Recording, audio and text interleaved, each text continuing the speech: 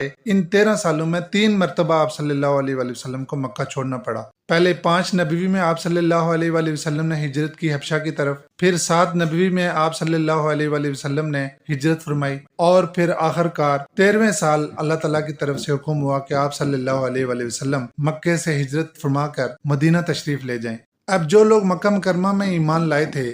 نبی پاک صلی اللہ علیہ وآلہ وسلم کو نبی تسلیم کر چکے تھے، ایمان لے آئے تھے، ظاہر ہے کہ ان کو خانہ کعبہ سے بے حد محبت تھی، بڑی عقیدت تھی۔ خود نبی اکرم صلی اللہ علیہ وآلہ وسلم نے جب مکہ سے مدینہ کی طرف ہجرت فرمائی تو آپ صلی اللہ علیہ وآلہ وسلم وہاں سے روتے ہوئے نکلے اور کعبے کو مخاطب کر کے فرمایا تھا، اے کعبہ، مجھے تجھ سے بڑی محبت ہے، لیکن تیرے یہاں کے رہنے والے مجھے نہیں رہنے دیتے۔ لیکن جب آپ صلی اللہ علیہ وآلہ وسلم یہاں سے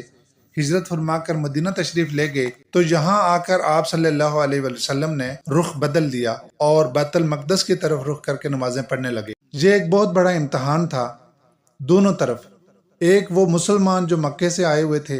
اور خانہ کعبہ کی طرف رخ کر کے نمازیں پڑھتے ہوئے آئے تھے، ان کا بھی امتحان تھا۔ دوسرے وہ جو پہلے سے مدینے میں رہتے تھے، جہاں 3 قبیلے یہودیوں کے بھی آباد تھے، ان مسلمانوں پر زیادہ اثر یہودیوں کا تھا جو بیت المقدس کی طرف رخ کر کے عبادت کیا کرتے تھے۔